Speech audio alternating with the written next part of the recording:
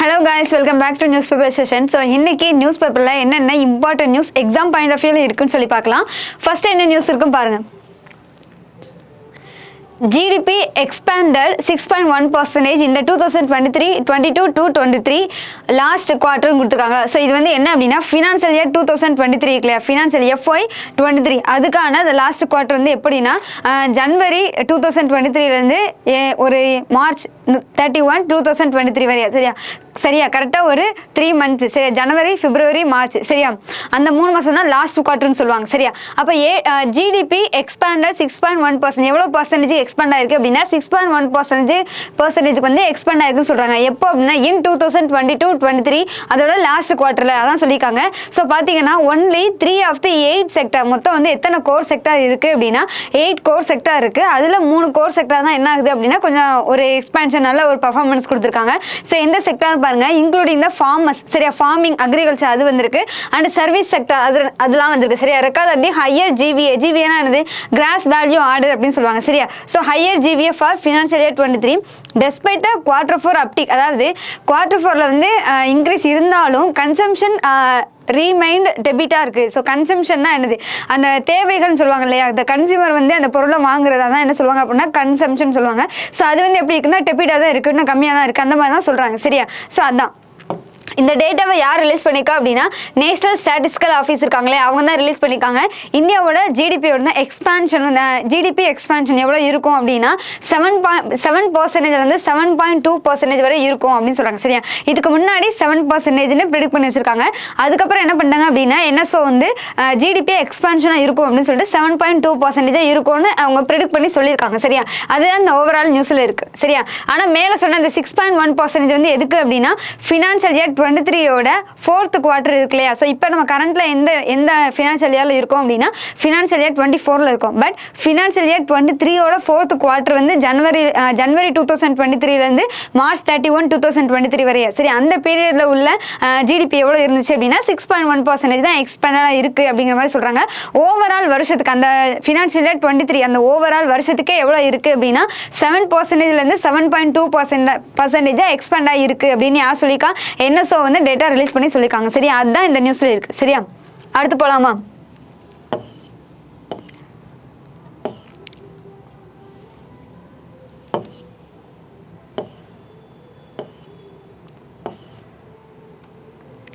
So அடுத்து பார்த்தீங்கன்னா இங்கே பாருங்களேன், starting today for every house hold இன் ராஜஸ்தான். இது வந்து என்ன அப்படின்னா ராஜஸ்தானில் வந்து என்ன பண்ணுங்க, இன்னையிலேருந்து ஸ்டார்ட் பண்ணுங்க, எல்லா ஹவுஸ் ஹோல்டும் ஸ்டார்ட் பண்ணுங்க அப்படின்னு சொல்றாங்க.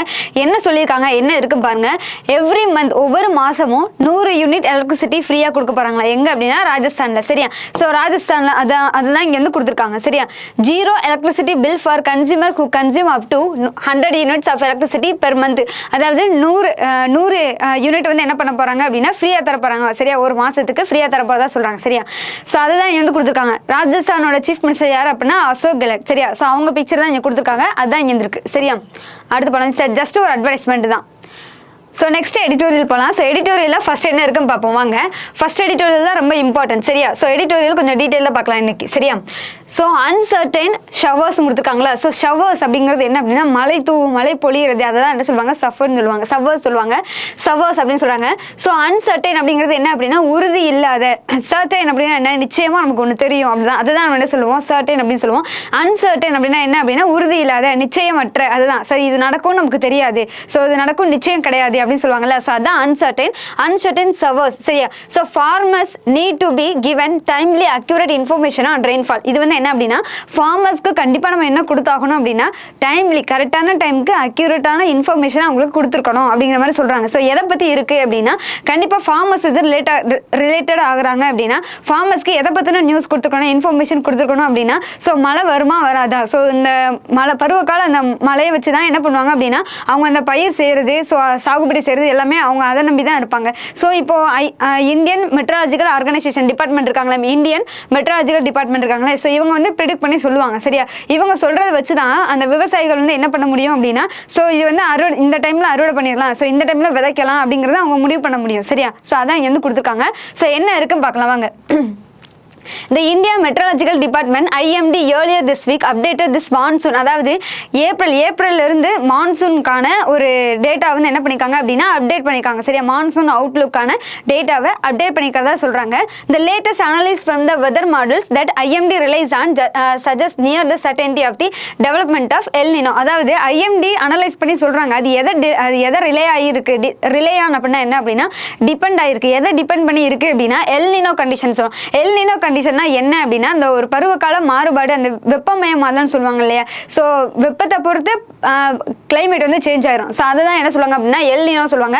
மேஜராக அந்த எல் நினோ கண்டிஷன் என்ன பண்ணும் அப்படின்னா இது ஒரு சைக்கிளிக்கல் ஃபினாமினா, அதாவது சுழற்சி முறையில் வரும். ஸோ இது வந்துச்சுன்னா என்ன ஆகும் அப்படின்னா மழை வராது. ஸோ வெப்பம் தான் அதிகமாக இருக்கும். ஸோ அதுதான் என்ன சொல்லுவாங்க அப்படின்னா எல் நினோ சொல்லுவாங்க. இதை பேஸ் பண்ணி தான் என்ன பண்ணுவாங்க அப்படின்னா ஐஎம்டி வந்து கணிச்சு சொல்றது. சரியா, அந்த அனலைஸ் பண்ணி சொல்லுவாங்கல்ல. ஸோ இதை பேஸ் பண்ணி தான் சொல்லுவாங்க. சரியா, ஸோ அடுத்து பார்த்தீங்க அப்படின்னா however despite the certainty of the El Nino, the IMD has chosen to retain its outlook for a normal monsoon. அதாவது இந்த எல் நினோ கண்டிஷன் இருந்தாலும் ஸோ மான்சூன், அதாவது நார்மல் மான்சூன்னா இங்கே வந்து மழை வர்றதுக்கான சாத்தியங்கள் தான் மான்சூன் சொல்கிறாங்க. சரியா, ஸோ அது வந்து எவ்வளோ பர்சன்டேஜ் இருக்கும்னு சொல்கிறாங்க அப்படின்னா 96% இருக்கும்னு சொல்கிறாங்க. நார்மலாக 96% கீழே இருந்துச்சு அப்படின்னா, அதாவது 96% தான் நார்மல் லெவல் மான்சூன். அது நார்மலாக மழை பெய்யும், சராசரியாக பெய்யும், நார்மலாக பெய்யும், சாதாரணமாக பெய்யும், அந்த மாதிரி சொல்லுவாங்க.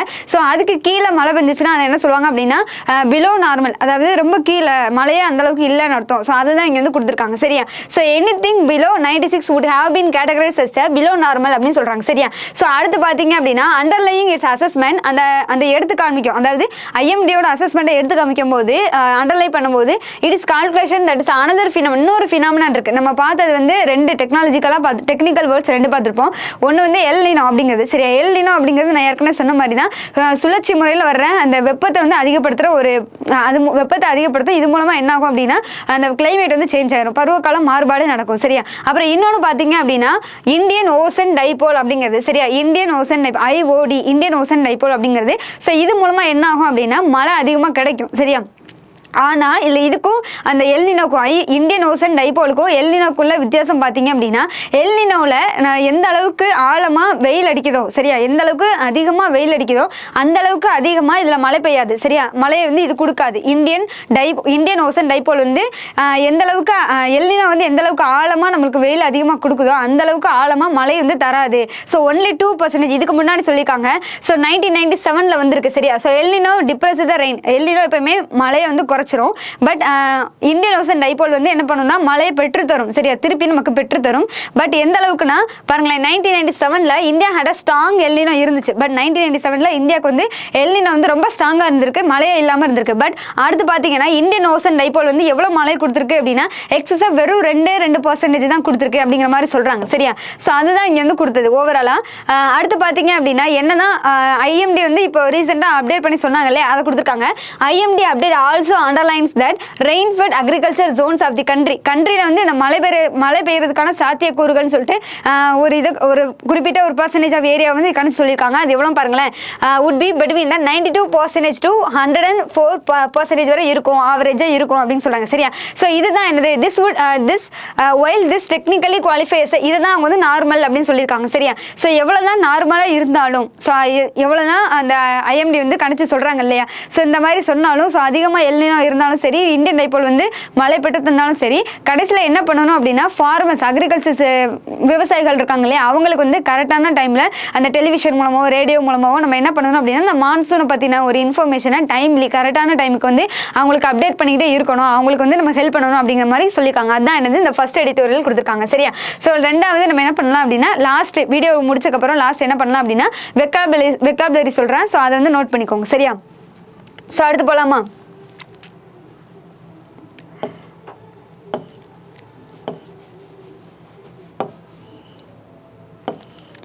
ஸோ அடுத்து பாருங்களேன், இம்பார்ட்டண்டாக நேஷனல் அஃபேர்ஸில் வரும். நேபாளோட prime minister to hold talks with Modi today likely to sign pact on the energy trade. இது வந்து என்ன பாருங்க, நேபாளோட பிரைம் மினிஸ்டர் இருக்காங்களே அவங்க பேர் என்ன அப்படின்னா புஷ்ப கமல் தலால் பிரச்சண்டா அப்படின்னு சொல்லுவாங்க. சரி, அவங்க வந்து என்ன பண்றாங்க அப்படின்னா 4 டே இந்தியாவுக்கு விசிட் பண்ணியிருக்காங்க. இது யாரை மீட் பண்றதுக்காக அப்படின்னா நம்மளுடைய பிரைம் மினிஸ்டர் நரேந்திர மோடி அவங்கள மீட் பண்ண போறாங்க. ஸோ இது மூலமா என்ன பண்ணுவாங்க அப்படின்னா நிறைய அக்ரிமெண்ட் சைன் பண்ண போறதா சொல்றாங்க. சரியா, பேக்ட்ஸ்னா என்னது அப்படின்னா அக்ரிமெண்ட்ஸ், எம்யூஐ சைன் பண்ணுவாங்க, ஒப்பந்தங்கள் சைன் பண்ணுவாங்கல்ல அதுதான். ஸோ எதில் இருக்கும் அப்படின்னா எனர்ஜி, ட்ரேடு இந்த மாதிரிலாம் இருக்கும் அப்படிங்கிற மாதிரி சொல்கிறாங்க. சரியா, இங்கே பார்த்தீங்கன்னா தெரியும் India has been active. India வந்து எதில் வந்து ஆக்டிவாக இருக்காங்க அப்படின்னா India has been active in pushing the several large projects like the Arun 3 hydro power project. அதாவது நேபாளுக்கும் நமக்கும் நடுவில் உள்ள அந்த ஹைட்ரோ பவர் ப்ராஜெக்டை பண்ணுறதுக்கு இந்தியா வந்து ரொம்பவே ஆக்டிவாக இருக்காங்க. ஸோ அது ஸ்பெசிஃபிக்காக அதோட நேம் மென்ஷன் பண்ணி சொல்லியிருக்காங்க. Arun 3 hydro power project and Gorakhpur Butwal 400 kilovolt cross border line. So அதுதான் இங்கே வந்து கொடுத்துருக்காங்க. சரியா, ஜஸ்ட் அது என்னன்னு பார்த்துக்கோங்க. எனர்ஜிலையும் ட்ரேடிங்லையும் சரியா, காமர்ஸ் அண்ட் இண்டஸ்ட்ரி அந்த ட்ரேடிங்லையும் 2 கண்ட்ரி நேபாள் அண்ட் இந்தியா ரெண்டுக்குமே என்ன பண்ணலாம் அப்படின்னா அக்ரிமெண்ட் சைன் ஆக வாய்ப்பு இருக்குது அப்படின்னு சொல்லியிருக்காங்க. சரியா, ஸோ அதுதான் இது. ஸோ அடுத்து போகலாம்.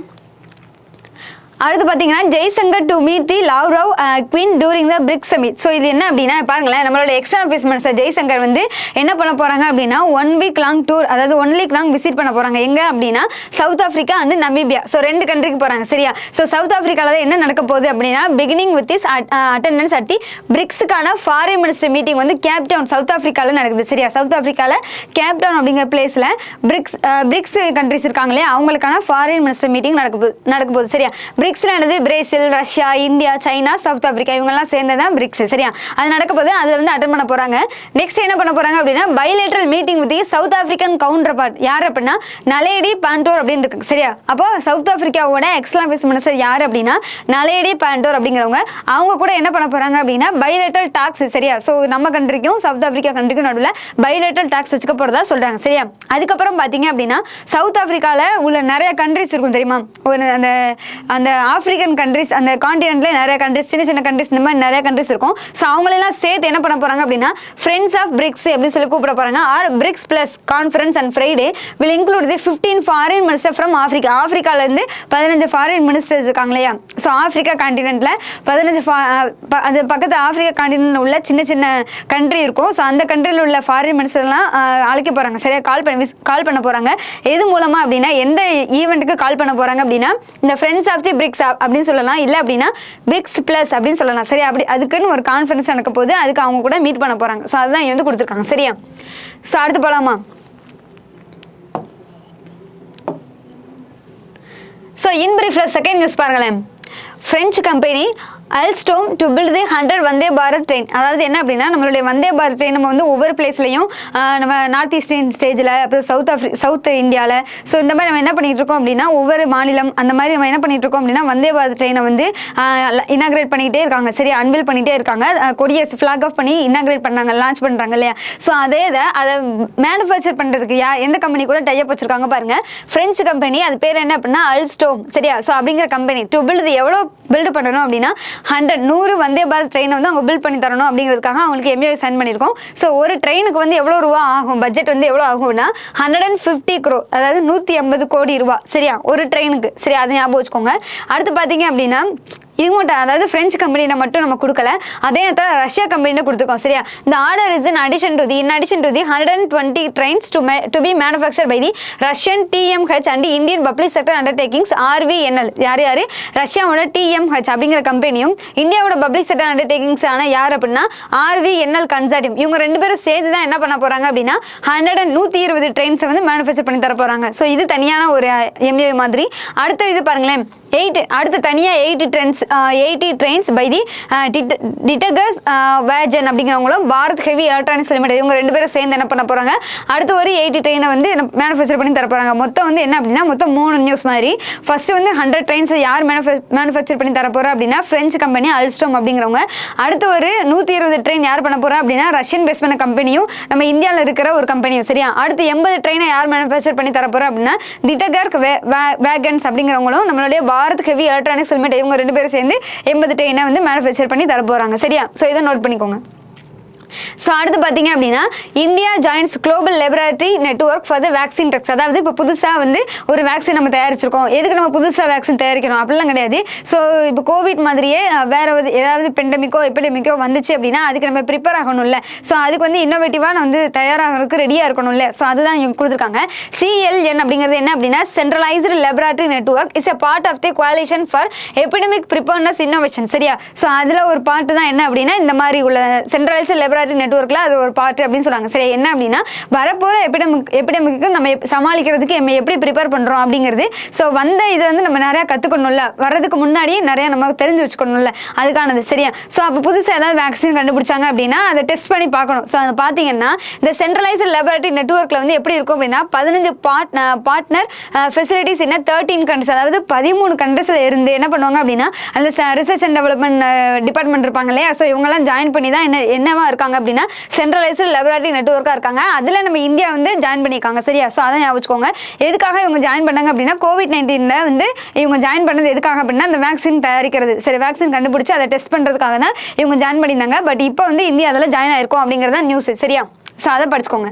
அடுத்து பாருங்க, கேபினெட் நாடுனா என்னது? அப்ரூவல் கொடுக்குறது. Cabinet approval for second phase of the CITIIS programme. CITIISனா என்ன அப்படின்னா பாருங்களேன், second phase of the city investment to innovate integrate and sustain, அதுதான் என்ன சொல்லுவாங்க அப்படின்னா CITIISன்னு சொல்லுவாங்க. அந்த ப்ரோக்ராமில் அதோட 2.0 ப்ரோக்ராம் செகண்ட் பேஸ் வந்து நடக்க போகுது. ஸோ அதுக்கு கேபினெட் இருக்காங்க இல்லையா, கேபினெட் சேர்மன் யார் அப்படின்னா prime minister Narendra Modi. So அவங்க வந்து அப்ரூவல் கொடுத்துருக்காங்க அப்படிங்கிறத நல்லா ஞாபகம் வச்சுக்கோங்க. சரியா? இதுக்காக என்ன பண்ணுவாங்க அப்படின்னா சிட்டிஸை வந்து செலக்ட் பண்ணுவாங்க, ஒரு காம்படிஷன் மாதிரி வச்சு. ஸோ எந்த சிட்டியை வந்து இன்னோவேட்டிவாக கொண்டு வர போகிறோம் அப்படிங்கிறதுக்கான அந்த சிட்டியை வந்து செலக்ட் பண்ணுவாங்க, காம்படிஷன் வச்சு செலக்ட் பண்ணுவாங்க. சரியா? இந்த ப்ராஜெக்டோட எய்ம் என்ன அப்படின்னா aim at promoting the integrated waste management. அந்த சிட்டியை வந்து நல்லா கொண்டு வரணும், வேஸ்ட் மேனேஜ்மெண்ட்லாம் நல்லா இருக்கணும், அண்ட் கிளைமேட் ஓரியன்டட் ரிஃபார்ம் ஆக்ஷன்லாம் நிறையா பண்ணுவாங்க. ஸோ ஒரு க்ளீனாக ஒரு நல்ல சிட்டியாக அந்த சிட்டியை மாற்றுவாங்க. சரியா? ஸோ அதுதான் இது. அடுத்து பார்த்தீங்க அப்படின்னா இது யாரெல்லாம் பண்ணுறா அப்படின்னா இது has been concept and would be implemented in partnership with யார் கூட சேர்ந்து பண்ணுறோம் அப்படின்னா ஃப்ரெஞ்ச் டெவலப்மெண்ட் ஏஜென்சி இருக்காங்களே அவங்க கூட சேர்ந்து தான் நம்ம வந்து இந்த ஒரு ஸ்கீமை ப்ரோக்ராம் வந்து கண்டக்ட் பண்ணுறோம், நடத்துகிறோம் அப்படின்னு சொல்கிறாங்க. இதுக்கான ஃபண்டிங் எவ்வளோ கொடுக்குறாங்க பாருங்களேன். CITIISக்கான 2.0 அதுக்கான ஃபண்டிங் லோன் வந்து எவ்வளோ கொடுப்பாங்கன்னா 1760 crore வந்து கொடுப்பாங்களாம். ஃப்ரம் யார்லேருந்து அப்படின்னா ஃப்ரெஞ்ச் டெவலப்மெண்ட் ஏஜென்சி இருக்காங்களே அவங்களும், இன்னொன்று வந்து KFWன்னு சொல்கிறாங்க. ஸோ இவங்க வந்து ஈக்குவலாக அதை பிரிச்சுப்பாங்க, அந்த 1760 கோடியை ஈக்குவலாக பிரித்து இந்த 2 பேர் தருவாங்க. அதுக்கப்புறம் வந்து பார்த்தீங்க அப்படின்னா யூரோப்பியன் யூனியன் இருக்காங்களா அவங்களும் என்ன பண்ணுவாங்க அப்படின்னா இந்த சிட்டிக்கான இன்னோவேட்டிவாக கொண்டு வரதுக்கான ப்ரோக்ராமுக்கு அசிஸ்டன்ட் கொடுக்குறாங்க, லோன் அசிஸ்டன்ட் கொடுக்குறாங்க. எவ்வளோ அப்படின்னா 106 crore வந்து கொடுப்பாங்க. சரியா? ஸோ அதான் வந்து சொல்கிறாங்க. ஸோ இதெல்லாம் நோட் பண்ணிக்கோங்க. அடுத்த ஒரு நியூஸ் இருக்கு. வேர்ல்ட்ஸ் உலகத்திலேயே லார்ஜஸ்ட் கிரெயின் ஸ்டோரேஜ் பிளான் கொடுக்க போகிறாங்களா. Centre to implement the pilot project இன்னும் 10 டிஸ்ட்ரிக்ட், அதாவது 10 டிஸ்ட்ரிக்டில் வந்து பைலட்னா என்னது ஒரு பெரிய ப்ராஜெக்டாக இருக்கும். ஸோ அதை வந்து ஃபஸ்ட்டு குறிப்பிட்ட பிளேஸை மட்டும் செக் பண்ணி பார்ப்பாங்க. ஸோ அது நல்ல சக்ஸஸ்ஃபுல்லாக ஆனதுக்கப்புறம் எல்லா இடத்துலையுமே அதாவது கண்ட்ரி வைடு அதாவது நம்ம இந்தியா வைடு நேஷன் வைடு என்ன பண்ணுவாங்க அதை எனேபிள் பண்ணுவாங்க. ஸோ அதான் வந்து 10 டிஸ்ட்ரிக்டை வந்து என்ன பண்ணிக்காங்க பைலட்டாக சூஸ் பண்ணிக்காங்க, பைலட் ப்ராஜெக்ட்டுக்கு சூஸ் பண்ணிக்காங்க. சரியா? ஸோ பார்த்தீங்கன்னா யூனியன் கேபினெட் தான் இதுக்கு அப்ரூவல் கொடுத்துருக்காங்க. Approval the constitution and empowerment of the inter ministerial committee அப்படிங்கிறது ஒரு கமிட்டி. சரியா? ஸோ இது வந்து IMCன்னு சொல்கிறாங்க, இன்டர் மினிஸ்ட்ரியல் கமிட்டி. இந்த கமிட்டிக்கு ஹெட் யார் அப்படின்னா நம்மளுடைய ஹோம் மினிஸ்டர் அமித்ஷா இருக்காங்க இல்லையா, அவங்க தான் home minister also cooperation minister. ரெண்டு பேருமே யார், 2 மினிஸ்டருக்குமே 2 போர்ட்ஃபோலியோ யார் கீழே இருக்குது அப்படின்னா அமித்ஷா, நம்மளுடைய ஹோம் மினிஸ்டர் அமித்ஷா அவங்க கீழே தான் இருக்குது. ஸோ அவங்க தான் இந்த இன்டர் மினிஸ்ட்ரியல் கமிட்டிக்கு ஹெட்டாக இருப்பாங்க. சரியா? ஸோ இது மூலமாக என்ன அவங்க கொண்டு வர போகிறாங்க அப்படின்னா வேர்ல்ட்ஸ் லார்ஜஸ்ட் கிரெயின் ஸ்டோரேஜ், அதாவது தானிய சேமிப்பு கிடங்கு கொடவுன்ஸ் அதெல்லாம் இருக்கு இல்லையா, ஸோ அதை வந்து உருவாக்க போகிறதா சொல்கிறாங்க. சரியா? In cooperative sector by the இதெல்லாம் எந்தெந்த மினிஸ்ட்ரியெல்லாம் சேர்ந்து இதாக பண்ணுறாங்க அப்படின்னா ஜஸ்ட் ஒரு மினிஸ்ட்ரி கீழே மட்டும் வராது, இது நிறையா மினிஸ்ட்ரிஸ் நிறைய டிபார்ட்மெண்ட்ஸ் எல்லாம் சேர்ந்து தான் உருவாக்குறாங்க. சரியா? Minister of agriculture and farmer welfare அவங்க, அப்புறம் minister of the consumer affairs இருக்காங்களே அவங்க, அப்புறம் food and public distribution minister இருக்காங்களே அவங்க, அடுத்து ஃபுட் ப்ராசஸிங் இண்டஸ்ட்ரீஸ் இவங்க எல்லாருமே சேர்ந்து தான் என்ன பண்ணுறாங்க அப்படின்னா இதில் கூட்டாக இருந்து உலகத்தோட லார்ஜஸ்ட் அந்த கிரெயின் ஸ்டோரேஜ் வந்து உருவாக்க போகிறதா சொல்கிறாங்க. சரியா? ஸோ அதுதான் இது. ஸோ அடுத்து போகலாமா? ஸோ அடுத்து பிஸ்னஸ் நியூஸில் பாருங்களேன். அந்த நான் ஃபஸ்ட்டு நியூஸ் சொன்னேன், ஃபஸ்ட்டு நியூஸில் என்ன சொல்லியிருந்தாங்க அப்படின்னா NSO வந்து ஒரு டேட்டா ரிலீஸ் பண்ணியிருந்தாங்க. ஸோ அது வந்து எக்ஸ்பான்ஷன் ஜிடிபி எக்ஸ்பான்ஷன் அப்படின்னு சொல்லி பார்த்தோம். ஃபினான்ஷியல் இயர் 2023 இருக்கு இல்லையா, அந்த 23ல் 4th குவார்ட்டர் வந்து ஜனவரி 2023 மார்ச் 31, 2023 வரைய ஃபினான்ஷியல் இயர் 23ஓட 4th குவார்ட்டர். ஸோ அதுக்கு வந்து ஜிடிபி எவ்வளோ இருந்துச்சு அப்படின்னா எக்ஸ்பான்ஷன் ஆகி 6.1% இருந்துச்சு. ஓவராலாக அந்த ஃபினான்ஷியல் இயர் 23க்கு எவ்வளோ இருந்துச்சு அப்படின்னா 7 சொல்லி முன்னாடி எக்ஸ்பெக்ட் பண்ணியிருந்தாங்க. பட் இப்போ எவ்வளோ எக்ஸ்பேண்ட் ஆயிருக்கு பண்ணிருக்கு அப்படின்னா 7.2% எக்ஸ்பெண்ட் பண்ணியிருந்தாங்க அப்படின்னு சொல்லி நியூஸ் பார்த்தோமா. அந்த நியூஸை கனெக்ட் பண்ணி தான் இப்போ நம்மளுடைய யார் அப்படின்னா சீஃப் எக்கனாமிக் அட்வைசர் இருக்காங்களா, யார் அப்படின்னா வி அனந்த நாகேஸ்வரன் வந்து நியூஸ் ரிலீஸ் பண்ணியிருக்காங்க. என்ன டேட்டா பார்ப்போம். Risk to 6.5% growth goal more evenly balanced now. அதாவது 6.5% growth கோலே வந்து ரிஸ்க்ல இருந்துச்சு. பட் இப்போ வந்து என்ன இருக்கு அப்படின்னா அது ஈவனா பேலன்ஸ் ஆகி இருக்குது அப்படிங்கிற மாதிரி சொல்றாங்க. ஸோ அதான் இங்க கொடுத்துருக்காங்க. Sustained growth momentum across the sectors along with the rising private investment. எதனால இது வந்துச்சு அப்படின்னா பிரைவேட் கம்பெனி பிரைவேட் இருக்காங்களே, ஸோ அவங்க வந்து நிறையவே இன்வெஸ்ட் பண்ணியிருக்காங்க நம்ம இந்தியாவில். சரியா, ஸோ அதான் கொடுத்துருக்காங்க. Raising the private investment and public capex spending offer the buffer. So அதுதான் என்ன இருக்கு அப்படின்னா ஒரு பூஸ்டர் கொடுத்துருக்கு அப்படின்னு சொல்றாங்க. அதுதான் என்ன பண்ணிருக்கு அப்படின்னா எக்ஸ்டர்னல் வெளியில இருந்து வர ரிஸ்க் எல்லாம் நமக்கு வந்து அவாய்ட் பண்ணிருக்கு அப்படிங்கிற மாதிரி சொல்றாங்க. யார் சொல்றா அப்படின்னா சீஃப் எக்கனாமிக் அட்வைசர் ஆனந்த நாகேஸ்வரன் இருக்காங்களே, ஸோ அவங்க தான் சொல்லியிருக்காங்க. அந்த நியூஸ் தான் இங்க வந்து அந்த நியூஸை பத்தினா இவரோட ஒப்பீனியன் கொடுத்துருக்காங்க. சரியா, ஸோ அதான் அடுத்து போகலாம். ஸோ அடுத்து ஸ்போர்ட்ஸில் பார்த்தீங்க அப்படின்னா ஃபர்ஸ்ட் என்ன இருக்குது அப்படின்னா இங்கே பாருங்களேன், Kiran George stuns, Shi Yuqi, China Lakshya and Satwik Chirag advance. So இது வந்து என்ன டோர்னமெண்ட் அப்படின்னா தாய்லாந்து நடக்கிற ஓப்பன் சூப்பர் 500 டோர்னமெண்ட். எந்த இதுக்கான அப்படின்னா எந்த ஸ்போர்ட்ஸ்க்கானது அப்படின்னா பேட்மிண்டனுக்கானது. சரியா, ஸோ இதில் வந்து யார் வின் பண்ணியிருக்கா, யார் என்ன அப்படின்னா சிங்கிள் மென்ஸ் சிங்கிளில் யார் வின் பண்ணியிருக்கா அப்படின்னா நம்ம இந்தியாவை சேர்ந்த கிரண் ஜார்ஜ் அப்படிங்கிறவங்க. சரியா, யாரை பீட் பண்ணியிருக்காங்க அப்படின்னா சைனாவை சேர்ந்த ஷி யூகி அப்படிங்கிறவங்கள வந்து பீட் பண்ணியிருக்காங்க. ஸோ அதை ஒரு பாயிண்ட் நோட் பண்ணிக்கோங்க. மென்ஸ் சிங்கிளில் நம்ம இந்தியா வின் பண்ணிக்கோம். அடுத்து பார்த்தீங்கன்னா மென்ஸ் டபுளில் வந்து சத்விக்ராஜ் ராணிகிட்டி அப்புறம் சிராஜ் பார்த்துருப்பீங்க, சிராஜ் செட்டி, இவங்க 2 பேரும் சேர்ந்து யாரை பீட் பண்ணியிருக்காங்க அப்படின்னா டென்மார்க்கை சேர்ந்த ராமஸ் கஜார் அண்டு ஃபெட்ரிக் சோகர்ட் அப்படிங்கிறவங்கள என்ன பண்ணியிருக்காங்க மென்ஸ் டபுளில் வின் பண்ணிட்டாங்க. சரியா, அப்போ மென்ஸ் சிங்கிளில் நம்ம தான் வின் பண்ணியிருக்கோம், மென்ஸ் டபுளில் நம்ம தான் வின் பண்ணிட்டோம். ஸோ அதே மாதிரி உமன் சிங்கிளில் யார் வின் பண்ணியிருக்கா அப்படின்னா சைனா நேவல் இருக்காங்க இல்லையா, ஸோ நம்ம இந்தியாவை சேர்ந்த சைனா நேவல் யாரை பீட் பண்ணியிருக்காங்க அப்படின்னா வென் யூ ஜாங் அப்படிங்கிறவங்கள பீட் பண்ணியிருக்காங்க. சரியா, ஸோ அது டபுள்ஸில் மட்டும் நம்ம வரல. சரியா, ஸோ அது மட்டும் அமைச்சுக்கோங்க. ஸோ இது வந்து உமன்ஸ் டபுளில் நம்ம வரல. ஸோ மென்ஸ் சிங்கிளில் மென்ஸ் டபுளில் அதே மாதிரி உமன்ஸ் சிங்கிளில் அந்த 3 இதில் நம்ம வின் பண்ணியிருக்கோம் அப்படின்னு சொல்கிறாங்க. சரியா, மென்ஸ் சிங்கிளில் யார் அப்படின்னா இந்த பிக்சரில் இருக்கிற இந்த கிரண் ஜார்ஜ் அப்படிங்கிறவங்க. அதே மாதிரி மென்ஸ் டபுளில் வந்து யார் அப்படின்னா சத்விக் சிராஜ் இருக்காங்களா இவங்க. அப்புறம் உமன்ஸ் சிங்கிளில் யார் அப்படின்னா சைனா நேவல். சரி, இதை மட்டும் நல்லா வச்சுக்கோங்க. என்ன டோர்னமெண்ட்னா தாய்லாந்து சூப்பர் 500 பேட்மிண்டனுக்கான டோர்னமெண்ட் எங்கே நடக்குது அப்படின்னா தாய்லாந்தில் தான் நடக்குது. சரியா, ஸோ அடுத்து போகலாம். ஸோ இப்போ வெக்காபுலரி பார்க்கலாம். ஸோ ஃபர்ஸ்ட் எடிட்டோரியல் பார்த்தோம் இல்லையா, ஸோ அதுக்கான வெக்காபுலரி தான் கொடுத்துருக்காங்க. ஸோ என்ன வெக்காபுலரி அப்படின்னா ஃபர்ஸ்ட் பாருங்க ஆப்செட் கொடுத்துருக்காங்களா. ஆப்செட் அப்படிங்கிறது என்ன அப்படின்னா ஒரு கவுண்டர் ஆக்ட் தான். இப்போ ஒரு விஷயம் நடந்திருக்கு, ஒரு விளைவு நடந்திருக்கு அப்படின்னா அதற்கு எதிர்ப்புறமாக நடக்குது. சரியா, ஸோ ஒரு இப்போ ஒரு எல்நிலோ கண்டிஷன் இருக்கா, ஸோ அதற்கு ஆப்போசிட் தான் என்னது அப்படின்னா அந்த இந்தியன் ஓஷன் டைபோல். சரியா, இப்போ இந்த எடிட்டோரியல் பார்க்கும்போது அப்போ ஆப்செட் எது பார்த்தீங்கன்னா கவுண்டர் ஆக்ட் தான். ஸோ எல்நிலோ பார்த்தீங்கன்னா எப்படி இருக்கும், அதிகமாக வெப்பம் தரும். ஸோ அந்த டைபோல் என்ன பண்ணும், நமக்கு அதிகமாக எக்ஸஸாக மழை தரும். சரியா, ஸோ அடுத்து பாண்டிஃபுல் அப்படின்னா என்ன அப்படின்னா அபுண்டன்ட் இல்லாட்டி அப்படின்னா பிளென்டிஃபுல் அப்படின்னு சொல்லுவாங்க. பாண்டிஃபுல் அப்படிங்கிறது என்ன மீனிங் அப்படின்னா ஏராளமான, அதாவது ஏராளமான மழை அதுதான் சொல்றாங்க. சரியா, ஸோ அடுத்து இன்செசன்ட் அப்படின்னா என்ன அப்படின்னா எப்படி ஞாபகம் வச்சுக்கிறது அப்படின்னா இடைவிடாத மழை. சரியா, அந்த மழை பெய்யுது எப்படி மழை பெய்யுது அப்படின்னா இடைவிடாம பெய்யுது, அதான் என்னது அப்படின்னா இடைவிடாதன்னு சொல்லுவாங்க. சரியா, ரிலன்ட்லெஸ் ரெஸ்ட்லெஸ், ஒரு ரெஸ்டே இல்லாமல் தொடர்ந்து கண்டினியூஸாக பெஞ்சுக்கிட்டே இருக்குது மழை பெய்யுது அப்படின்னு சொல்லுவாங்க. ஸோ அதான் என்னது இன்செசன்ட் அப்படிங்கிறது. அடுத்து பெக்யூலாரிட்டி அப்படின்னா என்ன, பெக்யூலியர் அப்படின்னாலே என்ன அப்படின்னா ஒரு ஸ்டேஞ்சு, ஒரு அன்யூஷுவல் அப்படின்னு சொல்லுவாங்க. ஸோ பெக்யூலாரிட்டி அப்படிங்கிறது என்ன அப்படின்னா யூனிக்னஸ். சரியா, தனித்தன்மை வாய்ந்த அந்த மாதிரி சொல்லுவாங்களா அது. அடுத்து ப்ரோக்னாசிஸ் அப்படின்னா என்ன அப்படின்னா இப்போ வந்து ஏதாவது ஒரு டிசீஸ் இருக்குது அப்படின்னா அதை ப்ரோக்னாசிஸ் பண்ணி சொல்லுவாங்க அப்படின்னு சொல்லுவாங்கல்ல. ஸோ அப்படின்னா என்ன அப்படின்னா முன்கூட்டியே அதை கணிச்சு சொல்கிறது, முன்னாடியே கணிக்கிறது, அதான் என்ன சொல்லுவாங்க அப்படின்னா ப்ரோக்னாசிஸ் சொல்லுவாங்க. ஸோ இங்கிலீஷில் சொல்லணும்னா ஃபோர்காஸ்ட் சொல்லுவாங்க இல்லையா, ஃபோர்காஸ்ட் பண்ணுறாங்க அப்படின்னு சொல்லுவாங்களா அது. அடுத்து தேர்ட்னா என்ன, இப்போ எடிட்டோரியல் என்ன வந்துச்சு அப்படின்னா தேர்ட் இயர்லின்னு வந்துச்சு. தேர்ட்னா என்ன அப்படின்னா லிட்டில் பிட் அப்படின்னு அர்த்தம். சரியா, கொஞ்சம் முன்னாடி, அதான் லிட்டில் பிட் இயர்லி அப்படிங்கிறது. சரியா, ஸோ தேர்ட் இயர்லி அப்படின்னா லிட்டில் பிட் இயர்லி அப்படின்னு அர்த்தம். சரியா, அடுத்து டைனமிக் அப்படின்னா என்ன அப்படின்னா ரொம்ப எனர்ஜெட்டிக்காக இருக்குது, ஆற்றல் வாய்ந்த அப்படின்னு சொல்லுவாங்க இல்லையா, ஸோ அதான் டைனமிக் அப்படிங்கிறது. சரியா, ஸோ அவ்வளோதான் கைஸ், இன்னைக்கான எடிட்டோரியல் செஷன் முடிஞ்சிச்சு. நெக்ஸ்ட் ஒரு இன்ட்ரெஸ்டிங்கான ஒரு எடிட்டோரியல் நான் உங்களை மீட் பண்ணுறேன். Thank you so much.